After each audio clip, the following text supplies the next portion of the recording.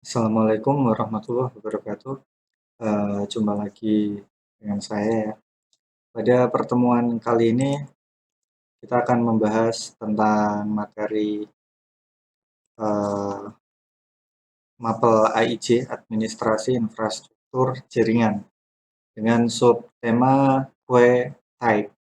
Jadi tipe antrean yang ada di mikrotik dan ini masuk ke bab manajemen bandwidth. Jadi langsung saja.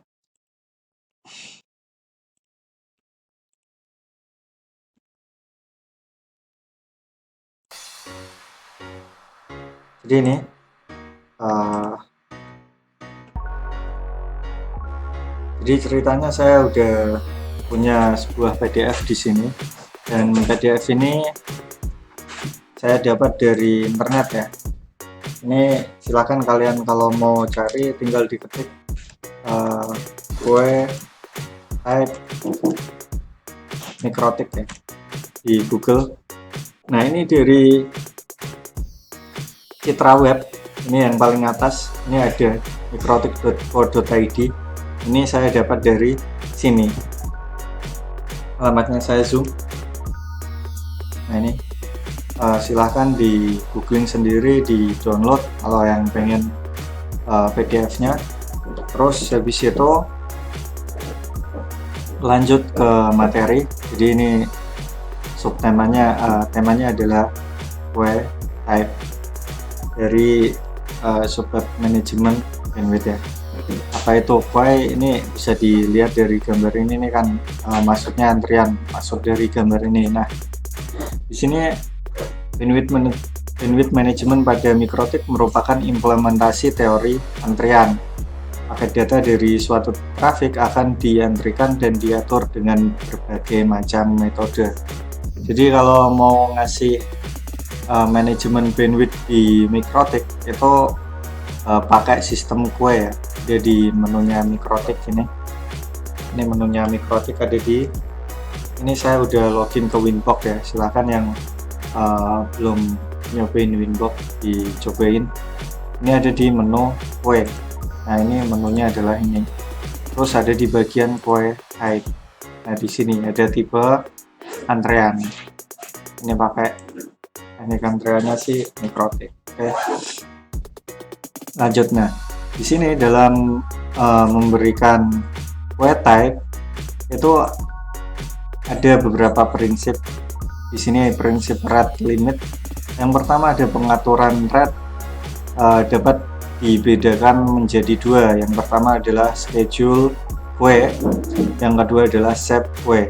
Jadi yang pertama ini jika rate melebihi limitnya maka paketnya akan diantrikan ke waktu berikutnya. Ini contohnya ada Vivo, Red, SFI, PCK. Kemudian untuk yang bagian set kue di sini jika rate melebihi limitnya maka paket akan di drop. Di sini paket di drop. Kalau yang tadi paket akan diantrikan ke waktu berikutnya. Jadi dikirimkan di waktu berikutnya. Itu ya bedanya. Dan untuk set kue di sini ini contohnya adalah PCK dan HTP. Kemudian bagian selanjutnya ada schedule ya. Ini ada contoh apa ya, ini gambar atau grafik, gambar lah mungkin. Ini perumpamaan dari schedule. Nah di sini ini ada pengiriman paket, totalnya ada 25. Ini yang bawah ini adalah waktu ya, waktu pengiriman. Yang ke atas ini ada paket. Nah di sini ketika ini contoh paket data itu dikirimkan, ada pengiriman paket data. Ketika mengirimkan paket data ini kan udah dibatasin ya. Jadi saya selaku seorang admin dari jaringan ini gitu, saya membatasi paket yang dapat dikirimkan itu sekitar 35. Jadi kalau udah paketnya lebih dari 35 maka apa? Saya pakainya apa? Nah, di sini saya pakainya prinsipnya yang schedule. Jadi ini nanti otomatis ini kan ada 1, 2, 3, 4, ada 4 paket ini. Saya nggak tahu ya, ini sekitar 45 paket lah, 45 paket data yang akan dikirimkan di detik pertama. Nah, masalahnya adalah saya sudah membatasi, nggak boleh ya mengirimkan paket data lebih dari 35. Jadi ini yang keempat ini, yang bagian yang ini ya, blok sini, itu nanti otomatis akan dikirimkan di waktu berikutnya. Harusnya nanti masuk ke waktu yang kedua. Itu juga yang lain ini, yang melebihi batasnya. Karena saya membatasi pengiriman paket datanya tidak boleh lebih dari 35.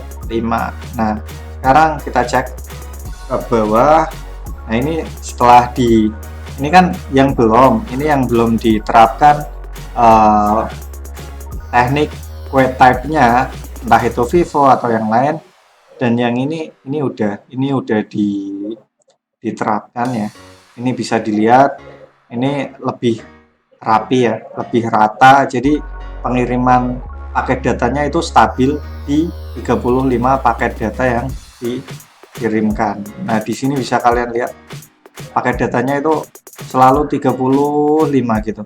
Selalu 35, dan ini yang tadi ada di sini, paket data yang urutan keempat tadi yang ada di sini itu dikirimkan, harusnya kan dikirimkan di waktu pertama, di waktu 1 detik mungkin ya, atau 1 milisekon. Itu ternyata dikirimkan di waktu berikutnya, yaitu waktu kedua gitu. Nah, di sini begitu, terus 5, 6. Ini 7 kan berarti udah lewat. 7 kan ada di sini, 8, 9, 10. Nah, kenyataannya dia dikirimkan di waktu berikutnya. Itu seterusnya. Sampai sini paham ya? Saya harap paham. Nah, ini masalahnya apa? Kalau pakai ini udah dikasih lihat ya, ini rangkumannya. Kalau pakai ini 70 paket, berarti ini 28% dari total paket ini, 250. Ini delay 1%. Jadi ada delay 1%, ada delay 1 mungkin 1 detik atau 1 milisekon. Ini tinggal waktunya ini berdasarkan detik atau berdasarkan sekon atau milisekon. Jadi intinya itu. Terus ini 40 paket 16% ya, delay 3 waktunya 3 gitu, 3 milisekon mungkin. 90 paket 36%-nya delay 2. Ini juga 50 paket, ini 20%, cuman 50 paket. Ini real time, jadi ini bisa terkirim tepat waktu, intinya gitu. Terus ini queue size-nya, antriannya enggak dibatasin, ya udah ini mau paketnya berapapun juga ini nanti bikin gini lagi sampai rapi gitu. Enggak ada batasan queue size. Ya, itu ya. Jadi lanjut ke shaper ya. Ini yang SAP. Kita buka lagi bedanya prinsip yang SAP. Kalau tadi kan yang schedule itu diantrikan ke waktu berikutnya kalau ada yang melebihi limit. Bedanya kalau yang di sini maka paket akan di drop. Nah, coba shaper ya, shaper. Total paket sama shaper, dibaca ya, shaper di sini. Total paket adalah 250. Nah, di sini sama. Ini ada 35 paket. Batasnya ini nanti niatnya gitu. Jadi kalau ada paket yang melebihi 35, ya udah di drop, dibuang paketnya ke bawah. Nah, harusnya ini 4 hilang ya, 8, 9, 10 juga hilang, 14 ini dan seterusnya hilang. Kita cek sesudah diterapkan shaper, maka di sini 1, 2, 3, 4-nya hilang, 5, 6, 7, 8, 9, 10-nya hilang, 11, 12, dan gitu seterusnya. Ini 80 paket, jadi 32% dari paket yang dikirimkan itu dibuang. 170 paket ini real time ya, jadi ini terkirim tepat waktu. Jadi kalian nanti tergantung kebutuhan kalian, butuh yang gimana buat pengiriman paket data tersebut.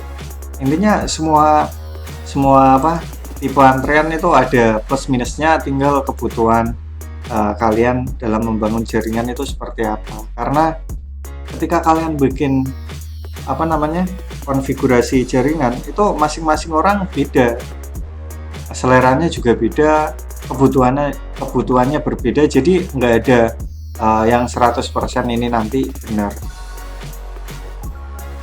Jadi itu relatif ya. Terus yang di sini ada, ya kalau kalian tanya mana yang lebih efektif, gimana ya, saya sendiri kurang memperhatikan yang lebih efektif yang mana, cuman bisa kalian lihat real time ya. Biasanya kalau masalah real time, paket delay dan lain sebagainya, anak gamer yang biasanya merasakan itu. Jadi silahkan dinilai sendiri kalian kebutuhannya buat browsing YouTube atau gaming gitu. Nah ini quest size nya 0, ini nggak ada ukuran antriannya, nggak ada ya, nggak ada. Oke, lanjut ke bawah. Ini ada satu lagi, schedule plus save. Jadi apakah bisa gunakan dua-duanya? Ya, tentu di sini bisa. Jadi ini dikombinasikan, total paketnya sama. Ini 1 2 3 4 5 6 7 dan seterusnya. Jadi kalau ini dikombinasikan, otomatis nanti ada yang diantrikan dan ada yang dibuang paket data tersebut. Ini bisa kalian lihat di bawah. Sesudah diberikan konfigurasi schedule dan save, di bagian bawah sini ini ada 1 2 3 4 5 6 7 8 9 dan 10 nya nggak ada ya. Jadi ini schedule 9 10 nya nggak ada, 9 10 itu ada di sini ya. Jadi ini melebihi batas wajar, akhirnya dibuang. 20 juga dibuang gitu. Jadi ada yang diantrikan, yang warnanya biru ini diantrikan, yang sisanya dibuang. Nah ini ada real time-nya, drop-nya silahkan dibandingkan sendiri dari 250 paket yang dikirimkan. Nah, gimana kalau paketnya lebih banyak lagi? Ya udah tinggal kalian hitung, dikalikan atau diapakan, terserah. Yang jelas kalian sudah tahu dari sini, ketika kalian gunakan konfigurasi yang ini, nanti hasilnya ketika dipakai buat gaming gimana rasanya. Kalau dipakai buat streaming sih nggak ada masalah ya, streaming atau browsing itu nggak ada masalah. Biasanya yang paling masalah itu ya gaming itu, gaming paling berasa. Oke lanjut. Jadi yang pertama ini tipe antrian queue type itu, yang pertama ada FIFO. FIFO singkatan dari first in first out. Jadi ini merupakan algoritma paling ringan yang ada di router OS, khususnya di Mikrotik. Setiap paket yang datang akan diantrikan dalam transmit queue dan disalurkan selama masih dalam batas queue size atau buffer. Jika melebihi queue size, kalau bingung maksudnya queue size ini nanti apa, ini adalah ukuran antrian ya. Jadi ini nanti kalau kalian config Mikrotik pasti ada tulisan ini. Jadi ini batas kalian ngasih batas queue-nya itu berapa gitu. Jadi kalau masih dalam batas ini, nanti setiap paket yang datang akan diantrikan dalam transmit queue dan disalurkan selama masih dalam batas. Ingat-ingat ini FIFO. Jika melebihi queue size, maka paket yang datang akan di-drop sampai antrian kurang dari queue size lagi. Ini FIFO. First in, first out. FIFO adalah algoritma standar pada simbol queue. Jadi simbol queue itu ternyata pakai FIFO. Ya. Terus ini FIFO ya. Ini FIFO, ini ada input, ini outputnya. Jadi saya zoom. Jadi ini input, output. Oke, ini pakai FIFO. Inputannya, ini outputannya, lihat yang keluar dulu satu, terus satu yang biru, satu kuning. Bisa kalian lihat ini yang paling depan agak ke depan lagi, tambah ke depannya, ke belakangnya agak-agak tadi ya. Terus habis itu ini. Nah, di sini otomatis yang dilayani dulu adalah ini first in, first out. Jadi masuk duluan, keluar duluan. Kemudian ini. Terus si kuning baru kuning gitu. Ini adalah first in, first out. Nah, di sini ini ada apa namanya? Ada contoh konfigurasi sih sebenarnya. Ini ada queue size. Jadi di bagian sini sebenarnya si Mikrotik itu udah nyediain default Vivo ya. Ini ada banyak banget. Ada defaultnya sebenarnya udah ada. Tinggal kalian pakai. Nah, tapi kalau misal kalian mau bikin lagi ya bisa pakai yang ada di queue, terus queue list ini yang menu queue type, tinggal ditambahin. Kalian mau pakai yang tipenya yang mana, tipe antreannya ya, itu tinggal ini aja. Terus habis itu lanjut. Nah, logika Vivo akan mengantrikan paket tanpa melakukan shaping ataupun rearrange paket. Jadi nggak diurutin atau nggak di drop tadi ya. Pada Mikrotik, antrian Vivo terdapat 3 jenis. Jadi ini yang mungkin membingungkan adalah ini ada 3 jenis. Mungkin awalnya kalau nggak paham nggak tetap bingung ya. Tapi ternyata sama aja. Bedanya kalau P-Vivo, ini yang P-Vivo itu antrian berdasarkan jumlah paket. Kalau B-Vivo antrian berdasarkan besar paket. Kadang kan ada ya, misal kalian mau ngirim pakai kurir JNE, mengirim barang online ya, pakai kurir. Nah, si kurir nanti kadang juga mengantrikan barang kalian yang didahulukan. Itu ada, oh ini ada yang jumlah barangnya lebih sedikit, saya dulukan ya, atau yang jumlah paketnya itu yang banyak saya dulukan, atau paket yang besar. Ini yang B-Vivo tadi, P-Vivo, ini B-Vivo. Paket yang besar itu nanti akan ya, ini kan berdasarkan besar paket. Jadi nanti kalau paket kecil harus didahulukan, paket besar yang diakhirkan, dan seterusnya. Jadi nanti bisa kalian bedakan dari situ. Ini bedanya P-Vivo dan B-Vivo, tergantung kebutuhan kalian mau pakai yang mana. Kemudian MQ P-Vivo sama dengan P-Vivo, tetapi memiliki multi transmit queue, digunakan pada multi-core SMP router.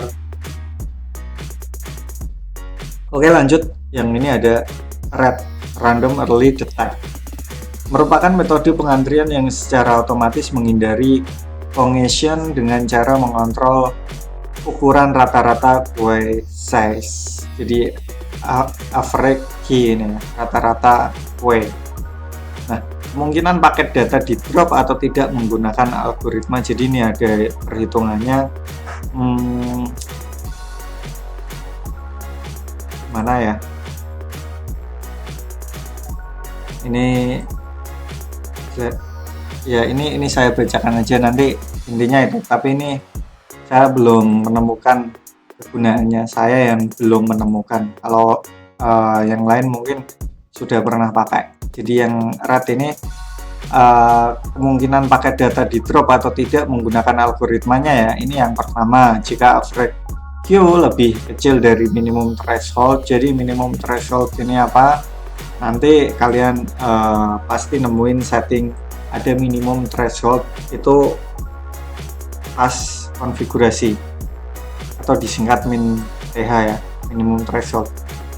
Nah, ini jika average queue lebih kecil dari minimum threshold, paket akan disalurkan.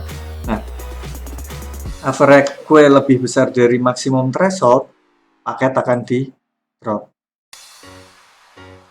Jika average di antara minimum TH dan max TH, maka kemungkinan di drop dengan rumus, ya ada rumusnya ini, silahkan dipelajari lebih lanjut kalau yang mau pakai red ya. Ini udah ada perhitungannya. Jadi nanti kalau udah dikalkulasi, kalau hasilnya rendah nanti akan diantrikan, tapi kalau hasilnya tinggi setelah dikalkulasi maka paketnya akan di drop. Ini yang pakai red ya. Jadi tergantung kebutuhan kalian. Ini juga udah ada ya. Jadi ini macamnya kue di Mikrotik itu cuman ini aja gitu. Cuman ini aja. Jadi nggak usah terlalu dipikir pusing. Ngafalinya juga cuman sedikit dan tergantung kebutuhan. Kalau misal lupa bisa browsing. Nah, terus di sini ini ada SFG. Ini singkatannya. Jadi silakan dibaca sendiri. Terus SFG tidak bisa digunakan untuk melimit besar traffic. Fungsi utamanya adalah untuk menyamakan atau equalize traffic TCP atau UDP stream ketika link koneksi penuh. Jadi ini gimana ya? SFG ini mungkin lebih ke apa ya, saya juga masih bingung. Yang SFG ini intinya untuk menyamakan equalize traffic. Jadi kalau ada traffic yang melonjak atau traffic yang kosong atau gimana ya istilahnya, itu nanti akan disamakan. Dan ini mungkin saya tahunya ini sering dipakai di streaming video atau streaming streaming yang jelas streaming gitu. Ketika link koneksi penuh, SFG menggunakan metode hashing dan round robin. Ini saya nggak tahu, jadi yang pengen belajar metodenya silahkan dipelajari lebih lanjut. Jadi hashing digunakan untuk memisahkan traffic ke dalam subqueue Vivo berdasarkan source dan destination address serta source dan destination port. Jadi ketika kalian konfigurasi itu ada konfigurasi buat port, nggak cuman buat address. Ini yang sering kali dilupakan. Nah, setiap detik pada SFG per tube tercapai, traffic di hashing ulang. Setiap detik pada SFG per tube tercapai. Kalau SFG per tube tercapai per detik, traffic di hashing ulang. Hashing tadi ini ya. Setiap subqueue dengan besar SFG allot akan diteruskan ke interface dengan metode round robin. Nah ini yang paling penting dibesarin. Dalam sebuah SFG queue akan terbentuk 1024 subqueue dan maksimum 128 paket per subqueue. Nah, ini nanti yang membedakan dengan PCK. Sebenarnya SFG udah lama ditinggalkan. Yang sekarang rame mungkin PCK ya. Tapi tidak menutup kemungkinan kalau ini pengen digunakan. Jadi itu. Sekarang lanjut ke bagian selanjutnya. Ini ada logika SFG. Ini ada logikanya.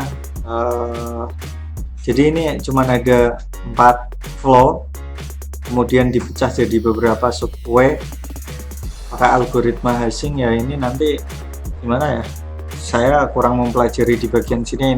Intinya ini antriannya dipecah jadi menjadi beberapa sub antrian gitu.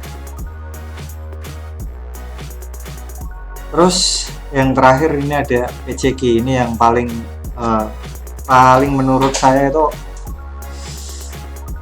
paling penting, dan ini yang paling memudahkan adalah PCK, per connection queue, per connection antrian ya, per koneksi antrian.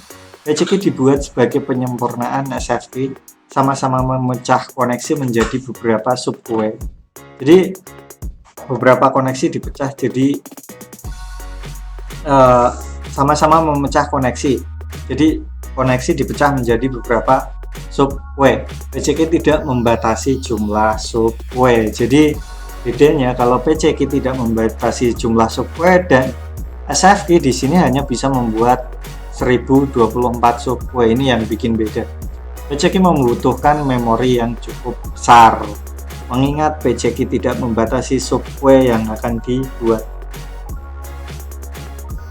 Terus juga PCK itu selain schedule juga bisa sebagai shaper. Jadi PCK itu juga bisa membuang paket kalau melebihi limit yang ditentukan. Terus PCK akan membuat subway berdasarkan parameter PCK classifier, yaitu source address, destination address, source port, destination port.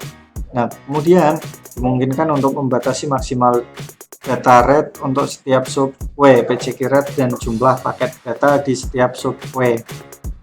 Total ukuran antrian pada PCK subway tidak boleh melebihi jumlah paket sesuai PCK total limit. Ini ada di menu